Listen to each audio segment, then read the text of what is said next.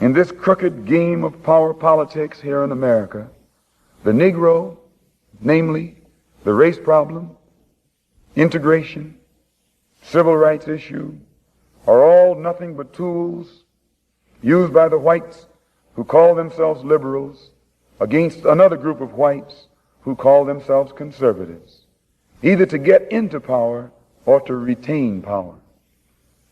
Among whites here in America, the political teams are no longer divided into Democrats and Republicans. The whites who are now struggling for control of the American political throne are divided into liberal and conservative camps.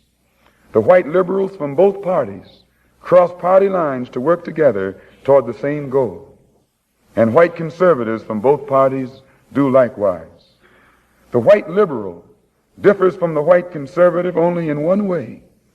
The liberal is more deceitful, more hypocritical than the conservative.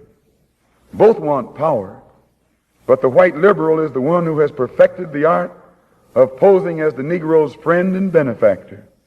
And by winning the friendship and support of the Negro, the white liberal is able to use the Negro as a pawn or a weapon in this political football game that is constantly raging between the white liberals and the white conservatives.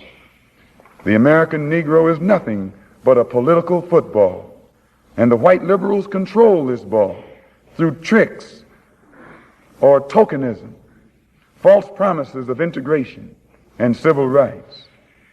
In this game of deceiving and using the American Negro, the white liberals have complete cooperation of the Negro civil rights leader, who sell our people out for a few crumbs of token recognition, token gains, token progress. In the New York Tribune, in an editorial dated February the 5th, 1960, they pointed out that out of 11 million qualified Negro voters, only 2,700,000 actually take time to vote. This means that, roughly speaking, only 3 million out of the 11 million Negroes who are qualified to vote take an active part, and the remaining 8 million remain voluntarily inactive. And yet it is this small minority, the 3 million Negro voters, who help determine who will be the next president. If who will be the next president can be influenced by 3 million Negro voters, it is easy to see why the presidential candidates of both political parties put on such a false show with the Civil Rights Bill and promises of integration. They must impress the 3 million voting Negroes who are the actual integration seekers. And if so much fuss is made over these 3 million integration seekers, what would the presidential candidates have to do to appease the 8 million non-voting Negroes if they ever decided to become politically active? They hold the balance of power. Who are the 8 million non-voting Negroes? What do they want? And why don't they vote? The 3 million Negro voters are the so-called middle-class Negroes, or high-class Negroes, or uppity Negroes, who are referred to by the late Howard University sociology professor E. Franklin Frazier as the black bourgeoisie, who have been educated to think as patriotic individualists with no racial pride whatsoever, who believe in and look forward to the future integrated, intermarried society that is constantly being promised to them by the Negro politician. And therefore, this integration-minded 3 million minority remain an active part of the white-controlled political parties. But it must never be overlooked that these 3 million Negro integration seekers are only a small minority of the 11 million qualified Negro voters. The 8 million non-voting Negroes are the majority, the downtrodden black masses. They have refused to vote. They've refused to take a part in politics because they reject the Uncle Tom approach of the clergy politician leadership that has been handpicked for the so-called Negroes by the white man himself.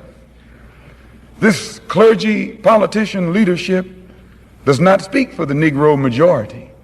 They don't speak for the black masses. They speak for the black bourgeoisie, the brainwashed, white-minded, middle-class minority, who, because they are ashamed of their race, because they are ashamed of being black and don't want to be identified with black, they are seeking to lose this black identity by mixing and mingling and intermarrying and integrating with the white society. The race problem cannot be solved by listening to the white-minded, brainwashed minority. The white man must try to learn what the black majority wants. The president would be wise to try and learn what the black masses want. And the only way to find this out is by listening to the man who speaks for the black masses. And I can declare to you tonight and to the entire world that the man here in America who speaks for the majority, the downtrodden, dissatisfied black masses, is this same man who so many thousands of our people are flocking toward to see and hear. This same Mr. Muhammad who is labeled by you as a black supremacist and as a racist and as an extremist. If the 3 million middle-class Negroes are casting their ballots for integration and intermarriage, what do the non-voting black masses who are in the majority want? Find out what the black masses want, and then perhaps America's grave race problem can be solved. To understand this, you have to go back to what young brother here referred to as the house Negro and the field Negro back during slavery. There was two kinds of slaves. There was the house Negro and the field Negro. The house Negro, they lived in the house with master. They dressed pretty good. They ate good because they ate his food, what he left. They lived in the attic or the basement, but still they lived near their master. And they loved their master more than the master loved himself. They would give their life to save their master's house quicker than the master would. The house Negro, if the master said, we got a good house here, the house Negro say, yeah, we got a good house here. Whenever the master said we, he said we. That's how you can tell a house Negro. If the master's house caught on fire, the house Negro would fight harder to put the blaze out than the master would. If the master got sick, the house Negro would say, what's the matter, boss? We sick. We sick.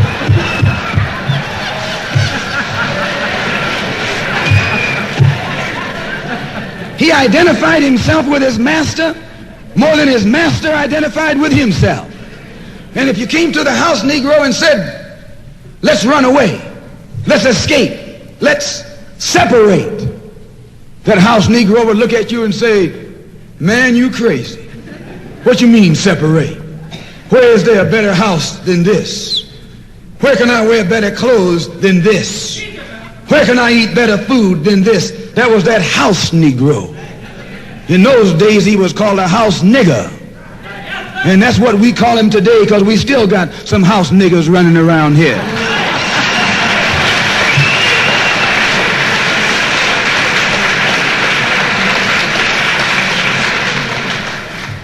This modern house Negro loves his master. He wants to live near him.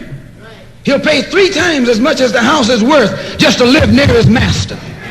And then brag about, I'm the only Negro out here.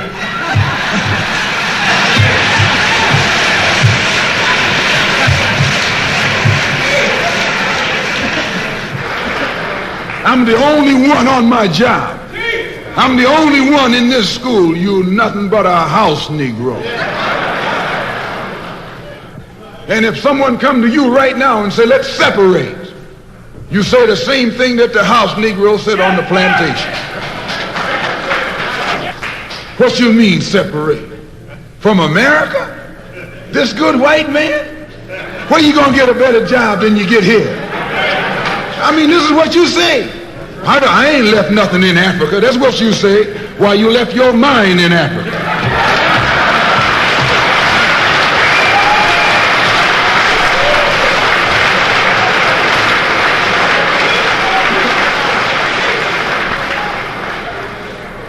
On that same plantation, there was the field Negro. The field Negro, those were the masses. There was always more Negroes in the field than there was Negroes in the house. The Negro in the field caught hell. He ate leftovers. In the house, they ate high up on the hog. The Negro in the field didn't get nothing but what was left of the insides of the hog. They call them chitlins nowadays. In those days, they call them what they were, guts. That's what you were, a gut eater. And some of you all still gut eaters.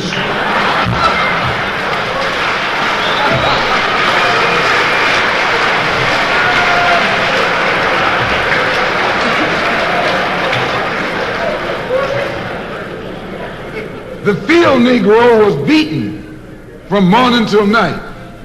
He lived in a shack, in a hut. He wore cast-off clothes. And he hated his master. I say he hated his master. He was intelligent. That house Negro loved his master. But that field Negro, remember, they were in the majority. And they hated the master. When the house caught on fire, he didn't try and put it out. That field Negro prayed for a wind, for a breeze. When the master got sick, the field Negro prayed that he died. If someone come to the field Negro and said, let's separate, let's run, he didn't say, where are we going? He said, any place is better than here.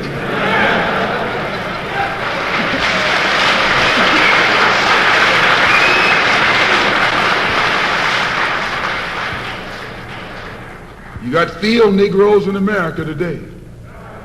I'm a field Negro. The masses are the field Negroes. When they see this man's house on fire, you don't hear these little Negroes talking about our government is in trouble. They say the government is in trouble.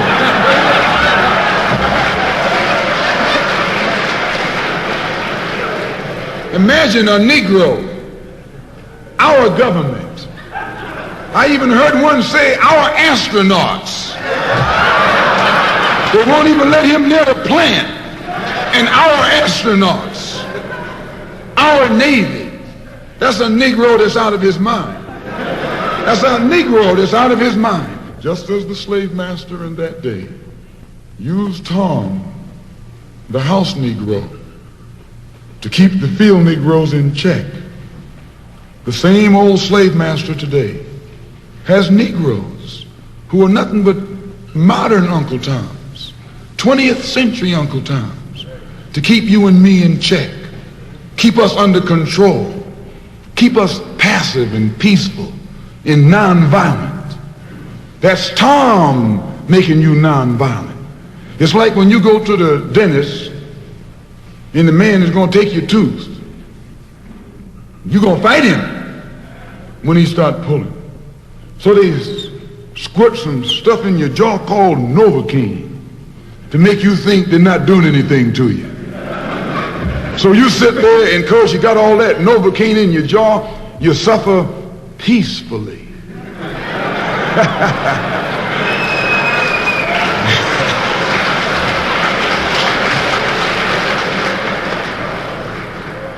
Blood running all down your jaw.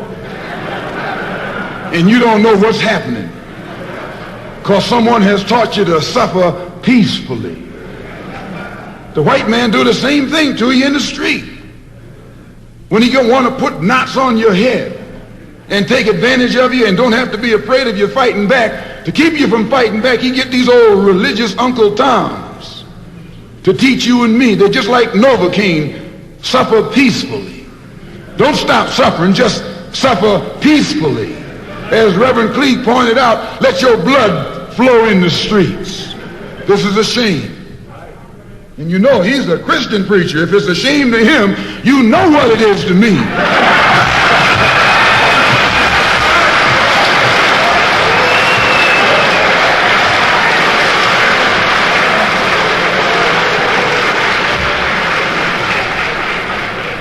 Because nothing in our book, the Quran, as you call it, Koran, teaches us to suffer peacefully. Our religion teaches us to be intelligent, be peaceful, be courteous, obey the law, respect everyone. But if someone puts his hand on you, send him to the cemetery.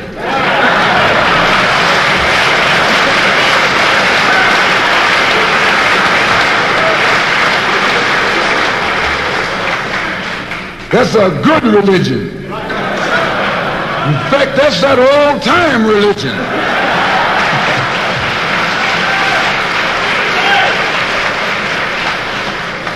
That's the one that Ma and Pa used to talk about. An eye for an eye, and a tooth for a tooth, and a head for a head, and a life for a life. That's a good religion. And then anybody, no one resents that kind of religion being taught but a wolf who intends to make you his meal. This is the way it is with the white man in America. He's a wolf and you are sheep. Anytime a shepherd, a pastor, teach you and me not to run from the white man, and at the same time teach us don't fight the white man, he's a traitor to you and me. Don't lay down our life all by itself. No. Preserve your life. It's the best thing you got. And if you got to give it up, let it be even Stephen.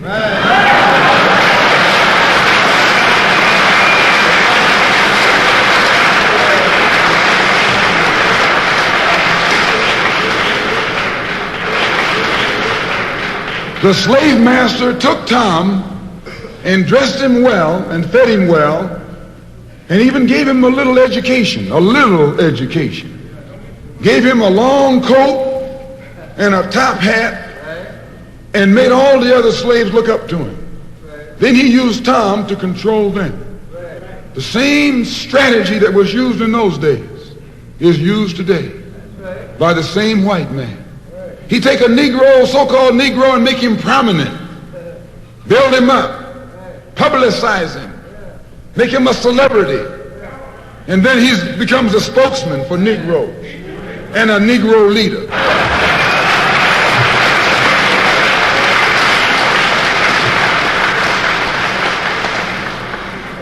I would like to just mention one thing else quickly, and that is the method that the white man uses, how the white man uses these big guns or Negro leaders against the black revolution.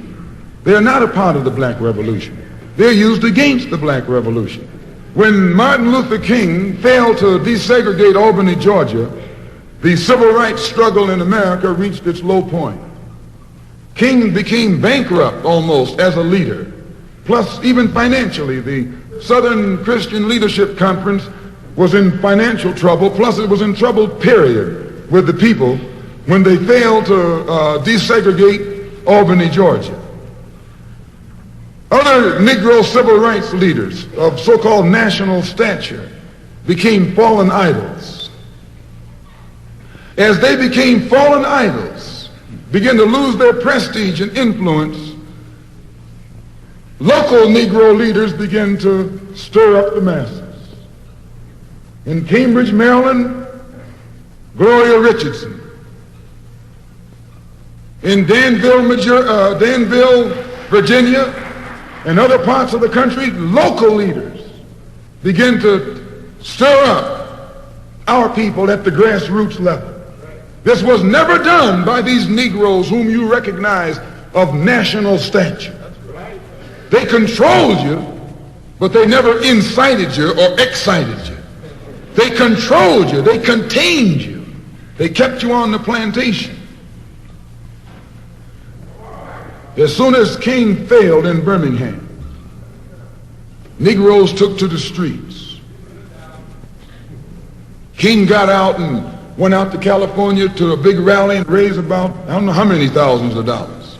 Come to Detroit and had a march and raised some more thousands of dollars. And recall, right after that, Wilkins attacked King, accused King and the Corps of starting trouble everywhere and then making the NAACP get him out of jail and spend a lot of money, and then he accused King and Corps of raising all the money and not paying it back. This happened. I got it in documented evidence in the newspaper. Roy started attacking King, and King started attacking Roy, and Farmer started attacking both of them. And as these Negroes of national stature begin to attack each other, they begin to lose their control of the Negro masses. And Negroes was out there in the streets. They was talking about, we're going to march on Washington. By the way, and right at that time, Birmingham had exploded, and the Negroes in Birmingham, remember, they also exploded. They began to stab the crackers in the back and bust them upside the head. Yes, they did.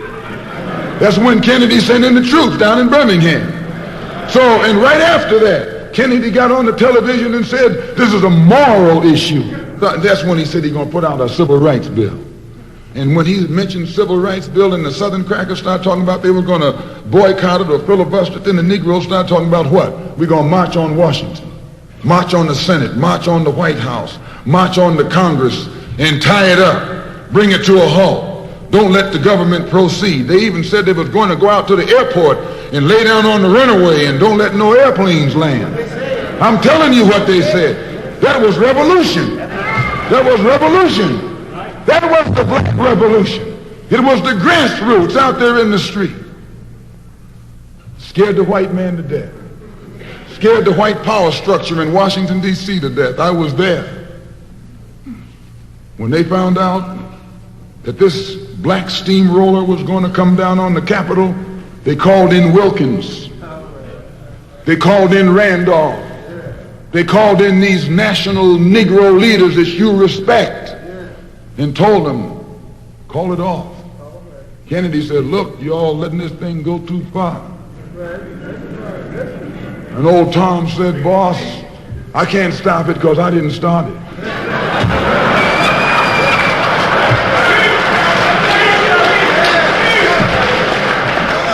I'm telling you what they said. They said, I'm not even in it, much less at the head of it. They said, these Negroes are doing things on their own. They're running ahead of us. And that old shrewd fox, he said, well, if you all aren't in it, I'll put you in it. I'll put you at the head of it.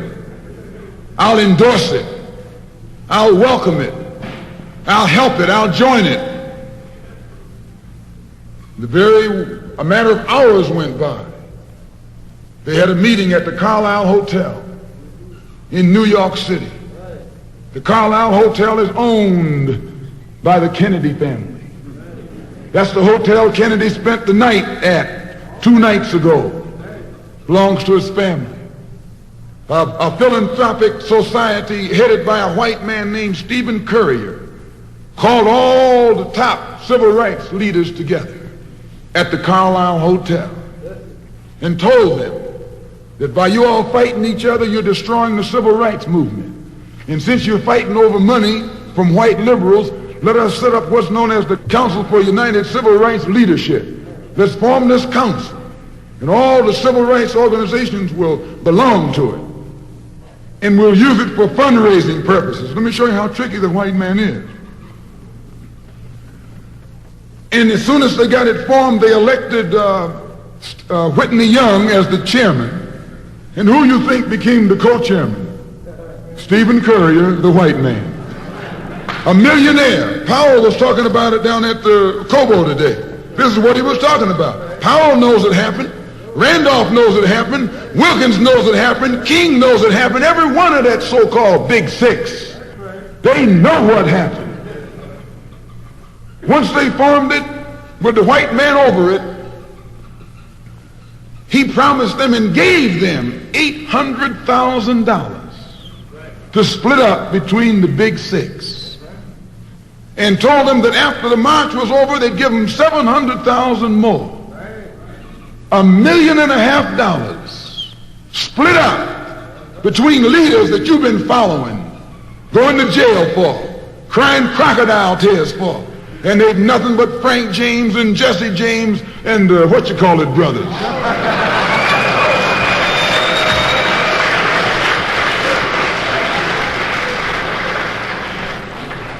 Soon as they got the setup organized, the white men made available to them top public relations experts,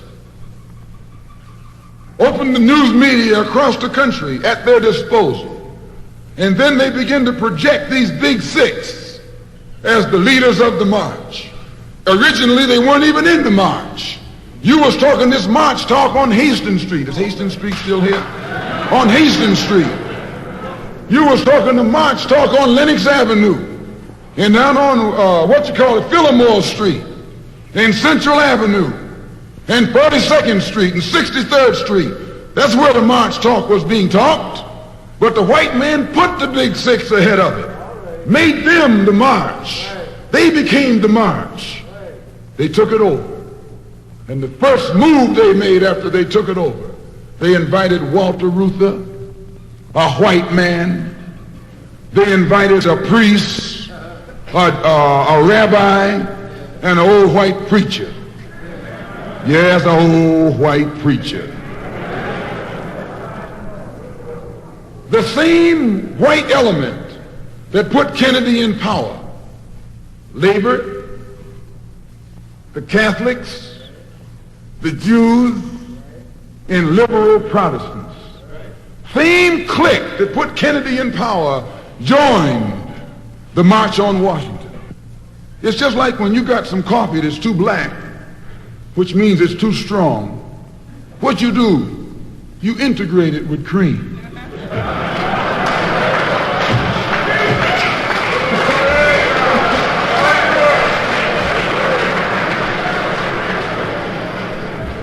You make it weak. If you pour too much cream in, you won't even know you ever had coffee. It used to be hot, it becomes cool. It used to be strong, it becomes weak. It used to wake you up, now it'll put you to sleep.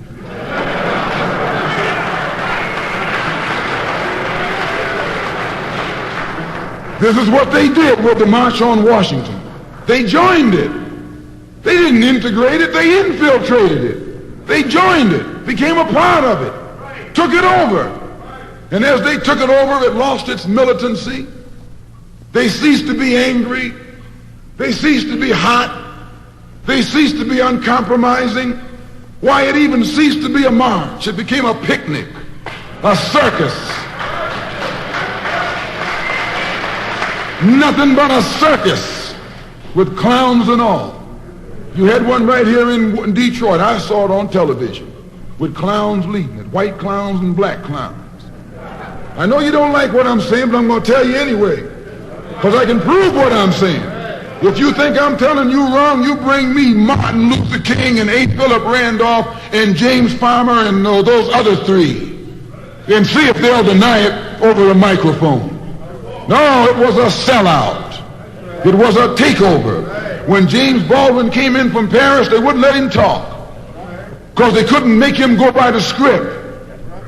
Burt Lancaster read the speech that Baldwin was supposed to make. They wouldn't let Baldwin get up there because they know Baldwin liable to say anything. They controlled it so tight, they told those Negroes what time to hit town, how to come, where to stop, what sign to carry, what song to sing, what speech they could make and what speech they couldn't make, and then told them to get out of town by sundown.